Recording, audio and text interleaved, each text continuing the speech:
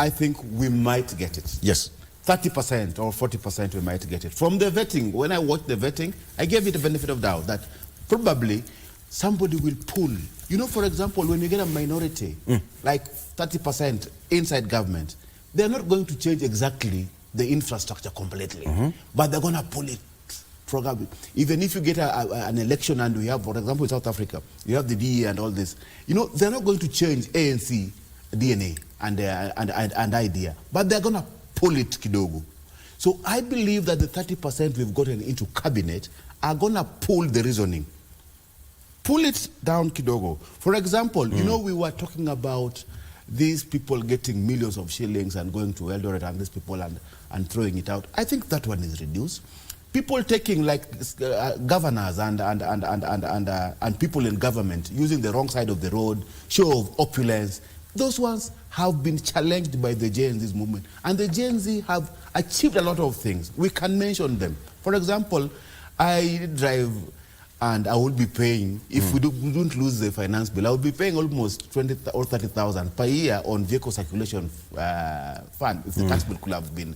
The tax bill was rejected, for example. So the Gen Zs have achieved a lot of things.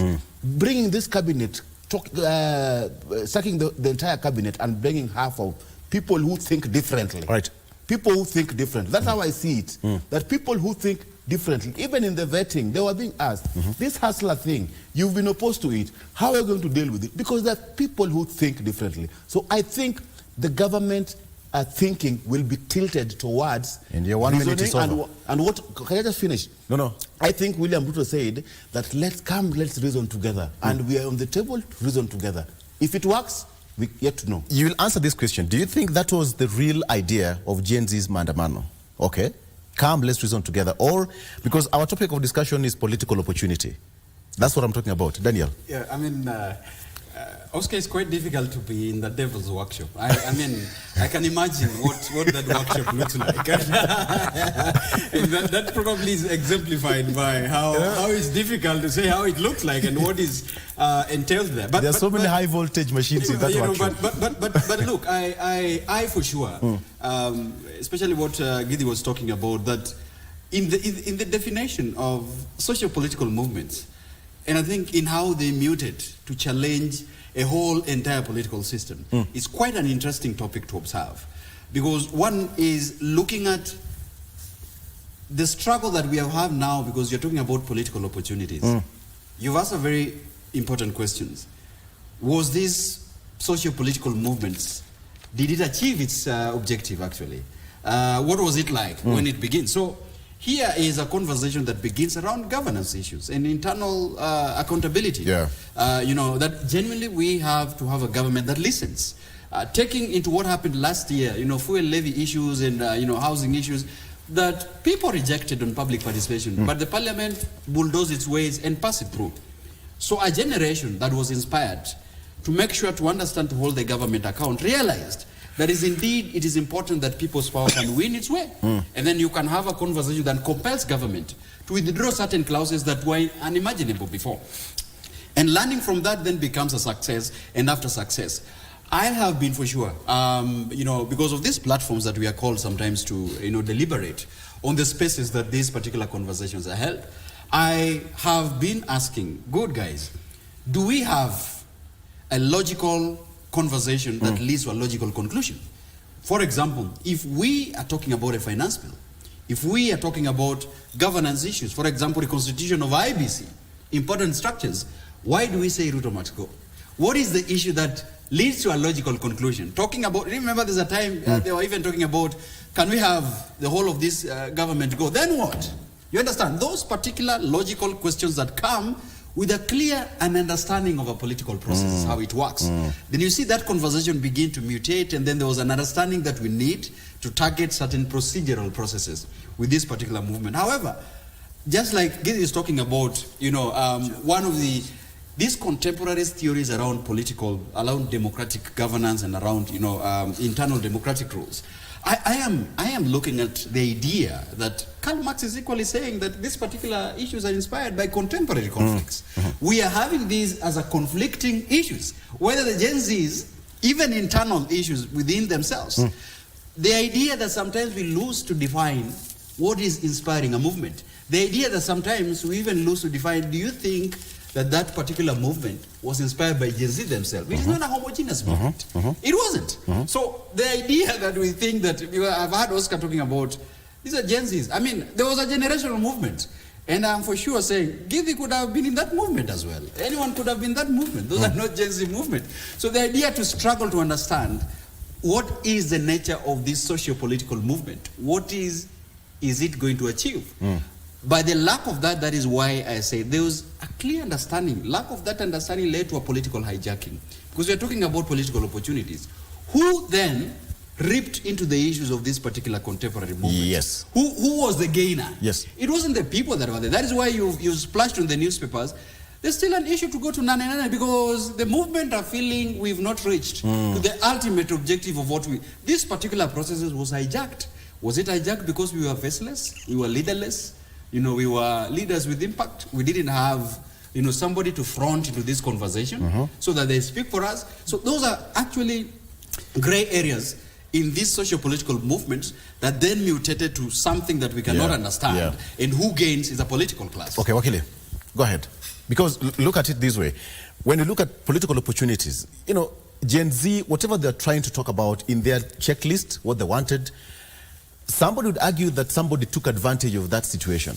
And the fact that it was an amorphous kind of movement, nobody would easily put his or her finger on Kitty's head or Rogo's head or Oscar's head and say that, you are the leader, so what do you want?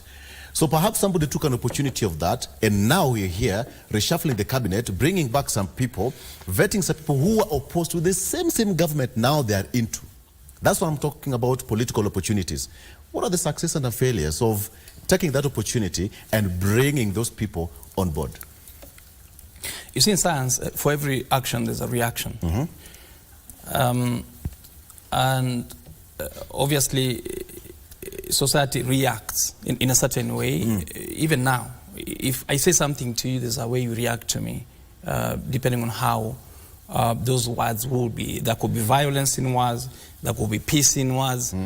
And remember, we're in this world out of survival, of the fit, for fitness, therefore, and the dominant text space and opportunities.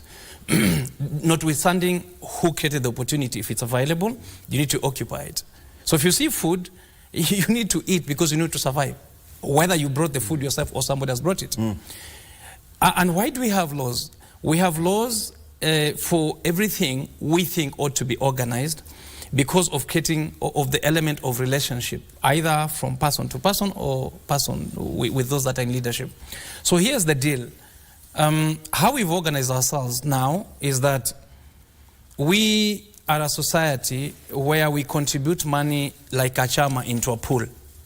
That pool is called the consolidated fund.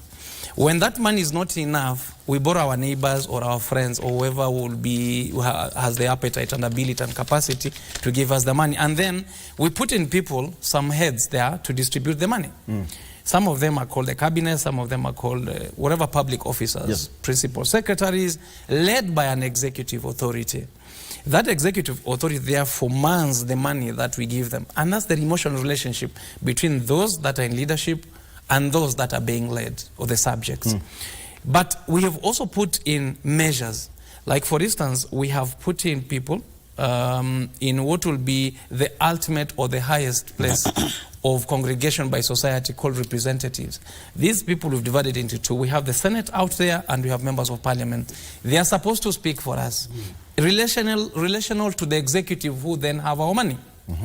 When we put them there, we have sent them for certain things. We call it development, which means there are certain things that we have taken away from ourselves.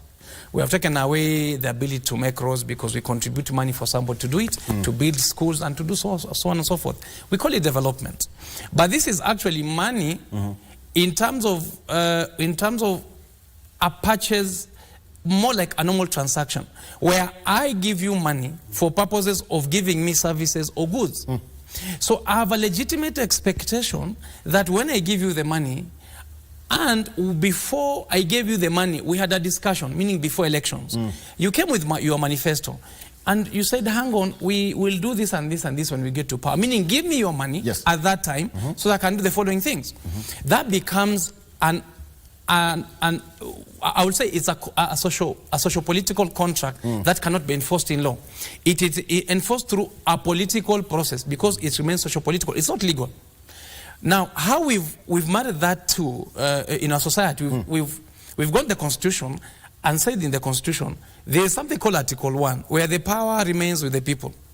Now, because we can't enforce that socio-political contract in court, because you can't go to Kenya Kwanza and enforce those things that have done, we therefore have reserved the right of picketing. Article 1 would remain, that's why it's Article 1. You read it with so many other articles, Article 37, Article, whatever it is. Now, we therefore enforce it through public participation initially. That's probably the best environment to enforce such social political conduct, because you have to come back to us and we tell you what to go and do with our money. But if you don't, then we go back to the streets. That's where we had reached. So it is very constitutional, in fact it's a constitutional calling, to go back and enforce what is a social political contract, or would be a social political contract. Yes. Now in that context and in that space, when you are picketing, you emotionalize. When you emotionalize, therefore, there is violent content, which is language and acts. When that happens, it comes back to what I've said. You threaten democracy, but you threaten existentialism. Those that existed get threatened by that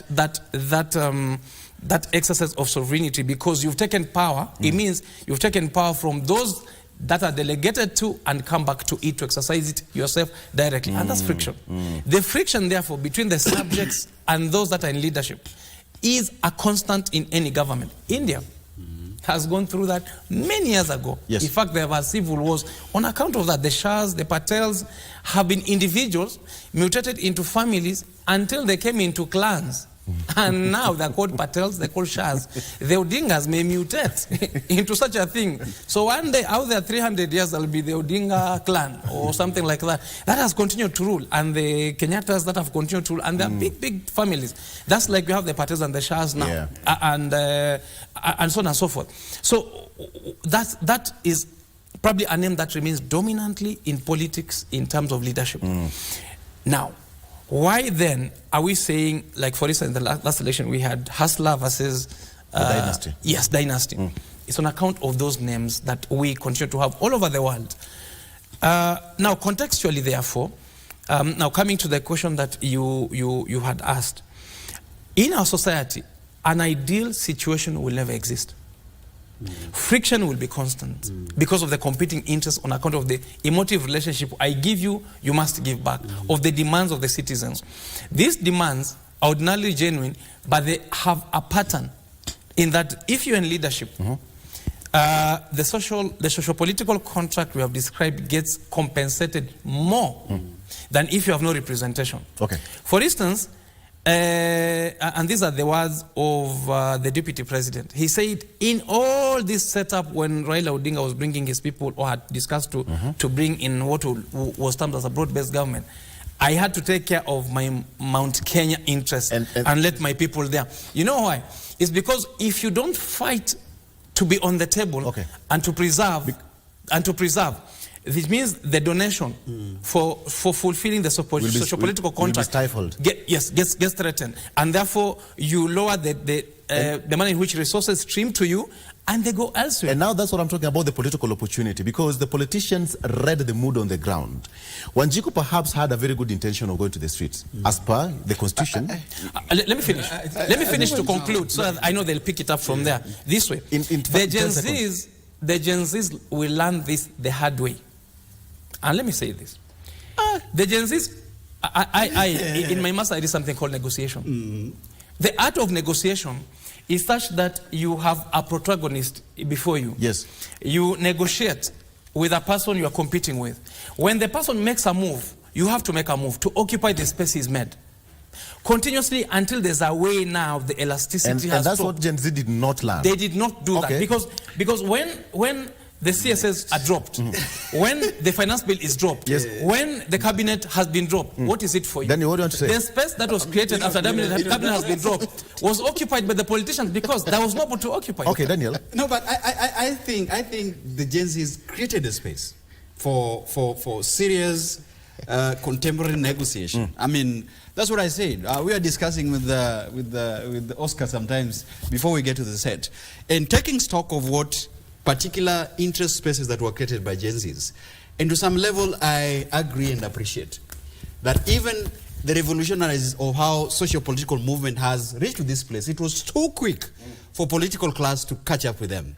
And one of the things I actually agree with is that we missed that conversation. And those who are in the street, those who are supporting them in the street, missed an opportunity that I don't think that it was not because of their lack of appreciation, but it was because they made it so. For example, if we are talking about learning, the Gen Zs had learned that equally there had been similar socio-political movements that has happened. IBC must go, post-election violence, but it seems that these are always geared towards a political settlement and negotiation because a leader is already identified. You can pinpoint a leader and say, come, we negotiate for a government of national unity. We negotiate for, grand coalition government. So learning from that and from historical, and let me say something, this particular movement was inspired by people who know the space, people who some of them are very learned and could break the finance bill in 5 minutes for you to understand. They could invite these particular technologies that government could not even imagine this is happening. Yes. But my point of departure is actually very clear. While that opportunity might seem to have missed, I don't think they missed the opportunity. I think they understood that this has been a political process, that opportunists take advantage of when they're just about to reach. That's what Wakili is saying. And therefore, I don't believe, for this particular moment, Wakili is saying that they will have to learn the hard way. Until now, yes. I don't believe that Gen Zs have no leader. I don't believe so. I just believe that they are learning that indeed a political process has been hijacked simply because we unveil our leaders. So your point that they will learn the hard way is different from what Wakili is saying? I think so. I think so. Okay, okay, Oscar. Victor, I think we are now agreeing with these guys, but I think they spend so much of their time in these X spaces. I spent a lot of time also in those spaces, but I realized that politics is not a zero-sum game. We must work towards a particular, we want to achieve something. There must be some outcomes. So, Daniel, as much as you spend time in these X spaces discussing whatever is being discussed there, it is good, but there are things that we have to call it out. For example, Daniel talks about hijacking. I think we should desist from this one. Wandai, for example, was asked in the vetting by Umbui, who was his deputy, the member of parliament for Kathiani, that are you not hijacking the young people's movement by making use of opportunity to get into government when the struggle was theirs? What was Wandai's answer to this question? He said that no, I think the struggles we had in the previous Mandamano and the struggles that the Gen Zs have are just equal. No, they are not. No. I'm saying that is that.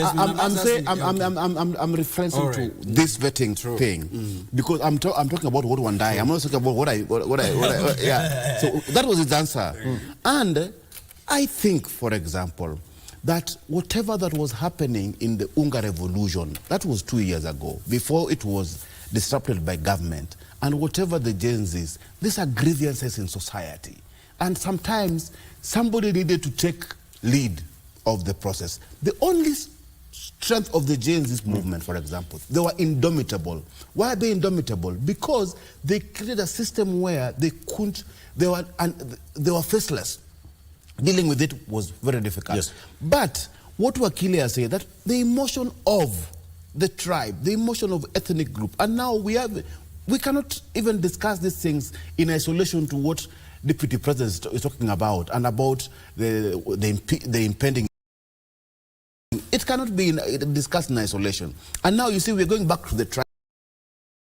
To be honest with you, first time we have a generational system trying to disrupt the political system. This is the first time. We've always had, although we had the young tax of Orengos and what have you sometimes back, but now our political mobilization has always been based on the tribe. Yeah. In Europe, the political mobilization is based on class. For example, if you go to Sweden, we have the Social Democratic Party. It's the Labour's Party, the Workers' Party. Against, it's the class, you know. So this, we tried to, I think William Ruto tried to talk to the class when he talks about the hustler movement. And actually most of the Gen Zs, the ones who participated in that particular vote, if you look at it, they supported the current government against the dynasty. I don't know if... In what sense? I've been listening to you know, the borders and the mamambogas, the Wanjiko you're talking about. You know, sometimes we mix between now the Gen Zs who are in the street, Wanjiko at sometimes discussion. But the mamambogas and the borders were on TV saying, sisi tulipigia William Ruto lakini ametudisappoint. So the thing is, the dynasties, people who are called the dynasties, who are now seen to have come into government, this 30%, who are not supportive of William Ruto, and they didn't support that government. So this is a question to all of you. So do you think having another set of government, the cabinet now, is going to cure what we've been faced with for the last, you know, the last 2.5 years? We had halfway through the journey, and Maandamano, actually, two of them now. My short answer, Victor. In 1 second, because I want to chime in now. There is a temporary stability that actually the government and President William Ruto dearly needed. He's going to achieve it. From the vetting, I saw the level of vetting, and I told you we needed to bring in intellectual capital into governance. All right. Because the people who were in the first cabinet, that one was dearly missing, the intellectual capital, where the know-how and technology and all these things take center space. Reasoning take center space. Oscar, this one will help us get temporary stability. Oscar, these are bosom buddies. Yes? These are bosom buddies. Yes. You can imagine Speaker of the National Assembly interviewing Muturi.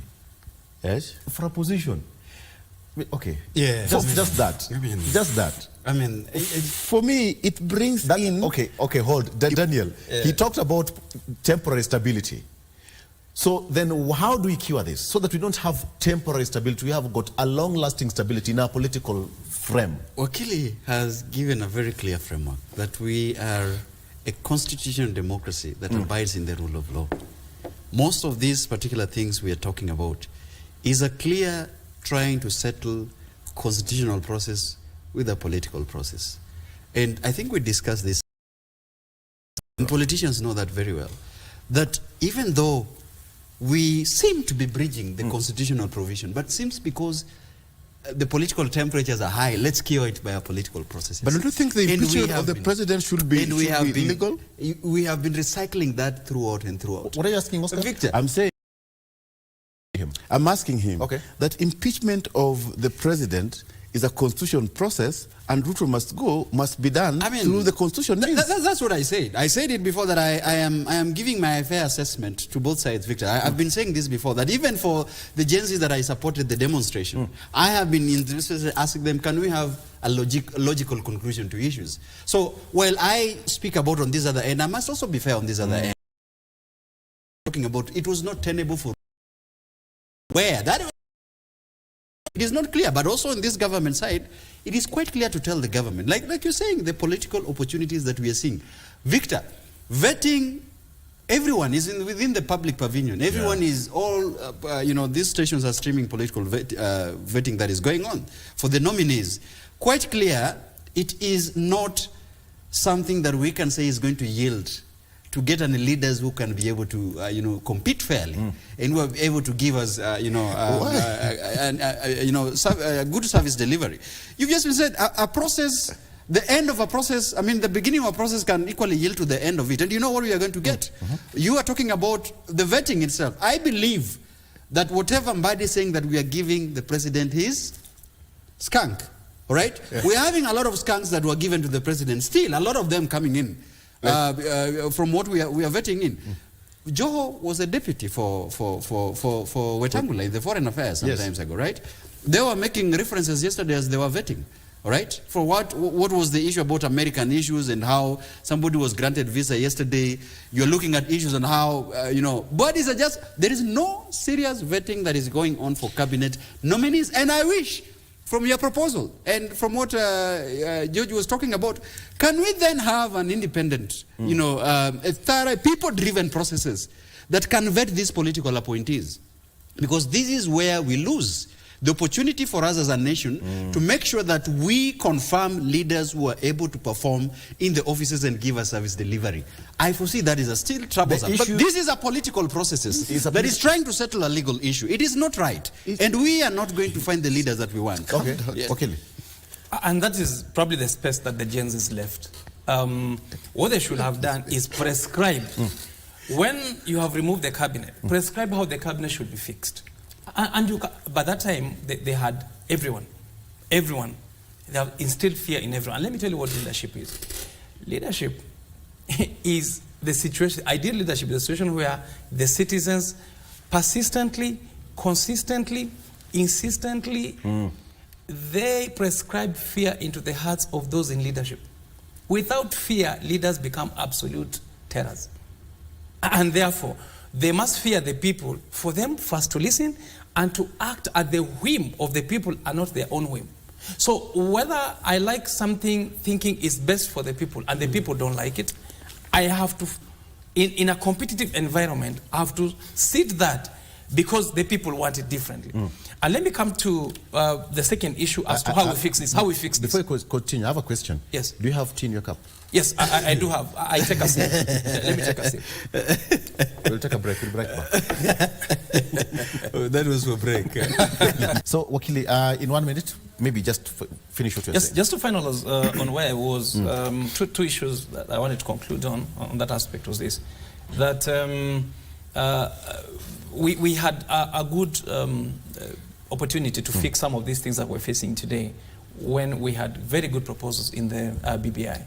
The problem with the BBI is that there were political conveniences at that time that had to be fixed, and therefore they were introduced into the BBI, and therefore added to the process of BBI itself by the president, who then purported to say it was like another Kenyan, and it was a people-driven process because he's one of the people of Kenya. And our position in court at that time, and I know we had a robust discussion, the conclusion by the Supreme Court is that a president is not one of the prime process, because once you're a president and you're in leadership and you propose to change how people are going to be led, and yet you're already leading them, you have a bias position as against the people. So it can be people-led process in that context. So people-led context are the subjects. In that context, subjects are the people and not you. When we elevate you into a position of president or another person, we call you a state officer, a public, or for whatever reason. You have a duty unto the people in that relational aspect.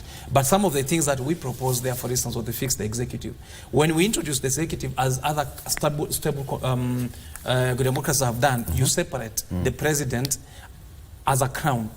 In terms of state nation, and also as the executive aspect. The executive will be the prime minister, who then on a day-to-day runs the position of, but the symbolism of presidency and state nation. And that's the friction we constantly have when those two positions form themselves into conflict.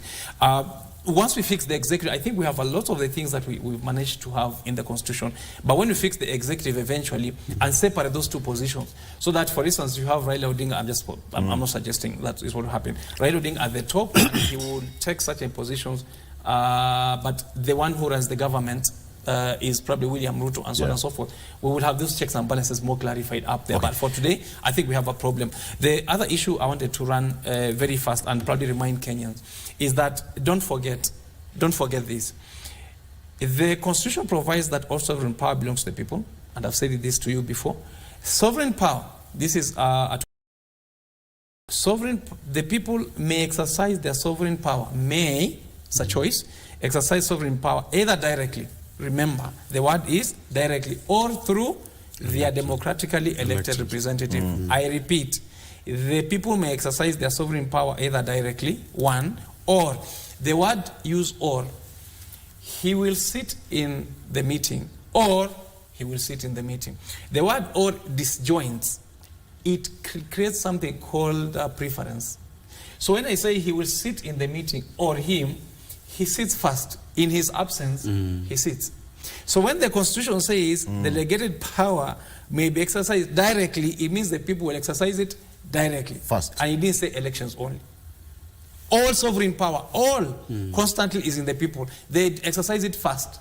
Secondly is the member of parliament. They can either delegate it or the MCA. The MCA is not more important than the person himself. But you see, in fact, yes. the MCA comes second after the people. That reminds me of what you said, that political leaders will instill that fear so that they look supreme over Wanjiku. What you do as a leader in politics, the bad behavior stems from one character that is all over the world.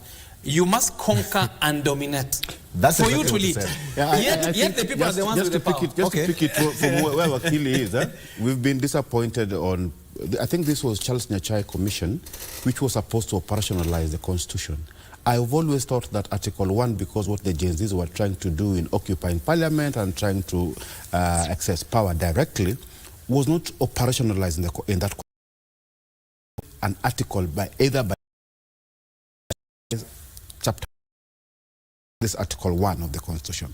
So when you occupy parliament or occupy state house or occupy government, and then you want to exercise your power directly, how? You know, so the how should be answered. Maybe what should happen, Wakili should be able to draft an article, a bill in parliament. Article 1. The Article 1 is not operationalized. 5 years of Nyachai Commission, they didn't do, and the government and parliament, out of 13 years of this new constitution, we've not operationalized Article 1. So there's no way you can exercise power directly according to that article on the Constitution. Let me first compliment what you said, but again with a rider. Article 1 is absolute as it is. And remember, it's Article 1 because... However, let me put it this way. There can be dictatorship by the majority. Yes. It's very possible. Jesus was prosecuted by the people. And the people on Clarion Call is crucify him. All right? That's what we were doing. Crucify Ruto. And he had no right to be had in that space of Article 1. You understand? So Article 1 is good, but it can also be abused. The prone to abuse anything is available. So the fact that there's Article 1, it doesn't mean that it has no rough edges where it can be abused. And the moment as it is, because that which is not included is deemed to be excluded in law. If it doesn't give any safeguards, any exclusions, then everything is included, including occupying parliament. I want to ask you, Oscar, one discussion, I want him to exit. Then you'll finalize for us, Daniel. Question, very quickly. So, a second shot, new cabinet in place, do you think it's going to achieve? Yes, it's going to achieve because it is not about, and I answered this one to Gachagua and the rest, it's not about who to govern. That is not the question. It's about how to govern. Hey, Oscar, no. It's about how to govern. It is not who to govern. Oscar. Not who. It doesn't matter who is governing. It is how do we govern. How do we govern is all these things were talked about, accountability, justice, inclusion. It's about how we the thinking of government. It is how we govern, not who. Because when you talk about shareholders, who voted against us, who is there, it's not about who, UDA, ODM. It's not about who to govern. It is how to govern. Okay. How to govern in a democratic process and in democracy. And Wakili will tell you, democracy, the majority have their way. I kept on contesting. I want you to have your way out of studio. Why is he uncontested? Right? I want to have your way out of studio. Oscar is going to our sister station. Oscar, thank you so much for your time. Thank you very much. You can also join him on the other side for him to have his say on that side. But right now he's having his way. Thank you very much, Oscar. So Daniel, just to pick it from where he's left. Now, as we come to a close, at the end of the day, the new cabinet is going to be crafted, you know, he's going to have his house in order. Another question I will ask the two of you now. Do you think it's going to bear any fruit? Having in mind that Gen Z are saying that whatever they agitated for is not yet, and you gentlemen talked about, he actually is the one who talked about temporary stability. I don't know what such you mean. I mean, my sentiment is still the same. Having acknowledged, and I think George Giddy has described it, what the law, you know, requires out of, you know, an expected functioning government or functioning democracy. Right. Because as we perceive we are, Oscar is just leaving, and I wanted to challenge that particular notion. That is not about who. We've had situation where we have big men, big statement against, small institution or small, democracies. We have this is how dictators thrive, by the fact that they are big. You see, they are the who.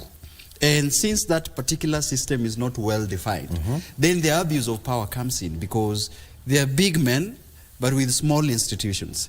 And this is what he reinforced by saying it is not about who. But I think we really need to discuss who, because, Chapter 6 is telling us exactly who this who is. And Article 10.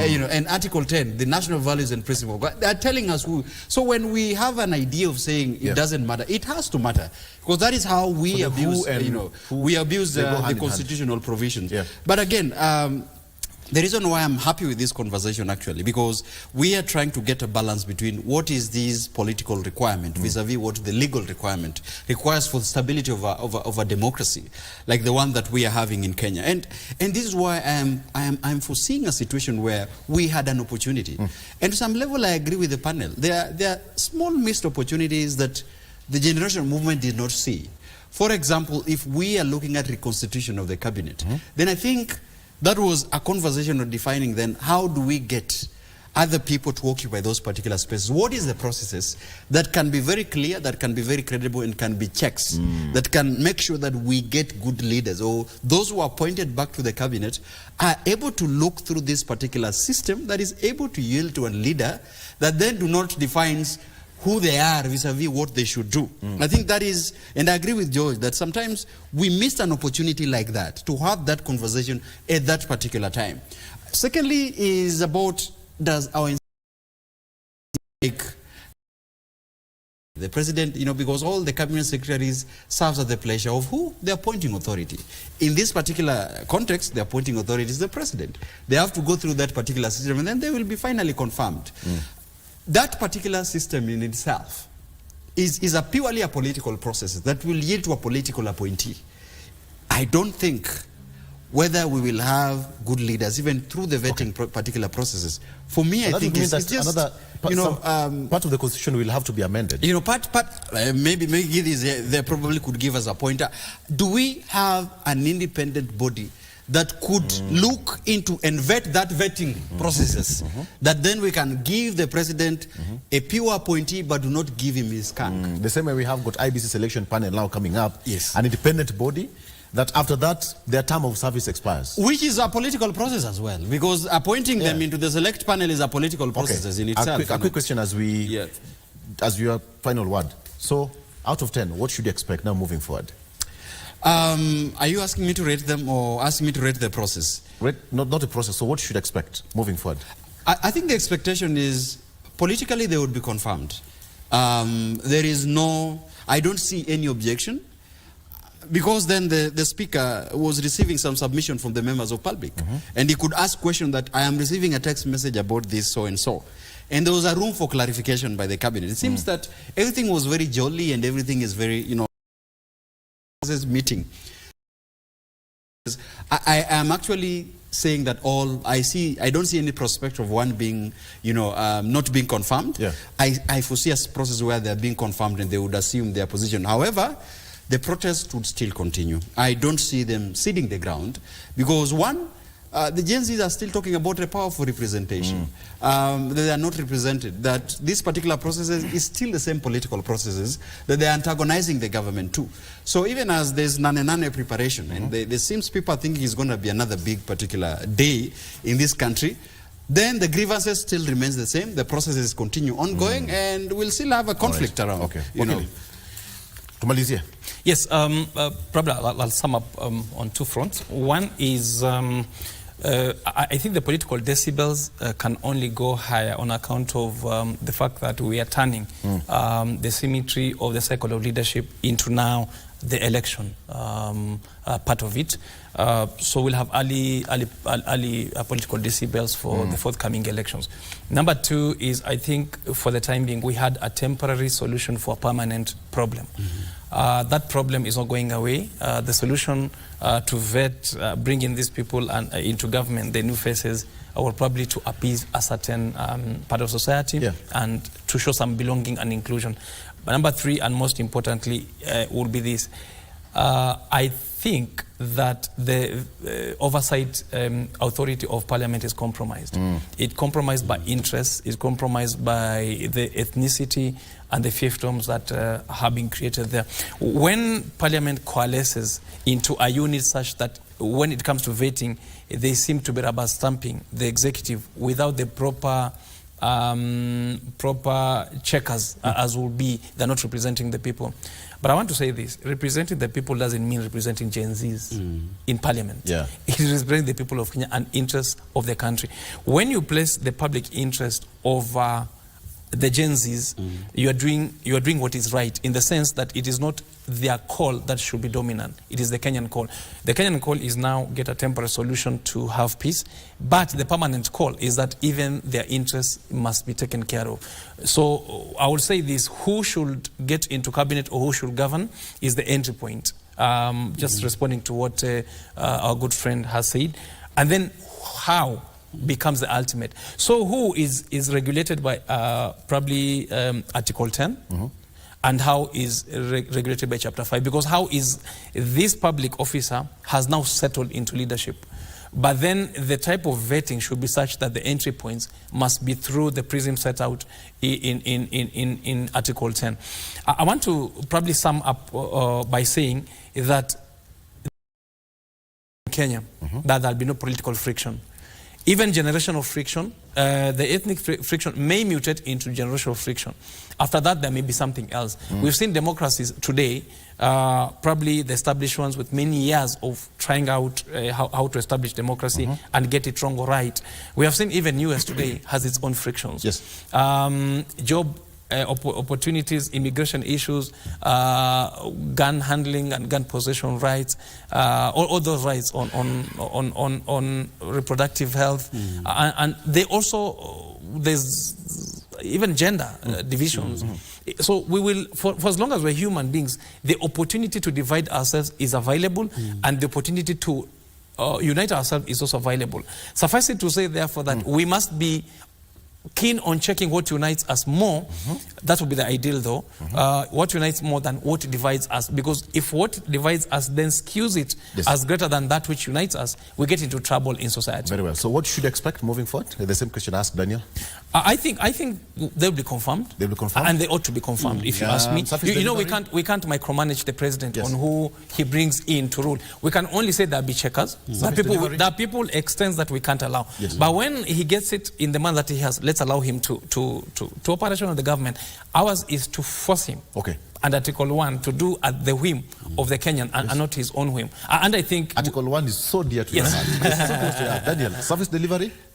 The cabinet, once they get approved, and I mean, the same thing that I've been saying. If we have still weak institutions, the same. They'll find themselves there with a lot of people who are trying to drag them bureaucratically. They're not able to perform. If we do not clean up that system, then there's still equal frustration to people who are going through. It's like you getting them to a dirty container already. They'll probably dirty for themselves. The biggest institution right now is the Constitution. Exactly. Absolutely. But I must say this, just to wind up. It is not, it is, the person who rules is more important than, is also important as the product that we get from, and the services we get. So you put a bad person with good institutions, you get a bad product. That's what Daniel talked about. Who. The who's and, Right. Thank you so much, gentlemen, for coming. Oscar, on his behalf, he's gone to the radio. Asante sana for coming, Oscar, and you can also get to listen to him on the other side. Daniel Orogo, political commentator, as well as a friend of Good Morning Kenya. Asante sana for always coming to the show. And George Kithi, brilliant brains having him here as well, Wakili, advocate of the High Court. All right, so I'm reminded that I did not talk about this front page of the Star, to be fair. On the front page of the Star, Ruto's cabinet picks net worth 10 billion shillings. Ruto's cabinet picks net worth 10 billion shillings. That is as per the declarations yesterday, with Joho leading the pack with 2.3 billion shillings, and Muuga declares 31 million shillings. There's a gentleman who said that he doesn't have a car. So we wait to see what will happen after he'll get from there. So let's wait and see. That's what happens. So thank you so much for being a part of the show. As we finalize, remember, in politics, there are no principles, just opportunities. That is according to Bill Press. In politics, there are no principles, just opportunities. If you have one, anguka nayo. Hapo ndo tunaanguka na show. Thank you so much for joining us. I'm Victor Lowe. Good morning.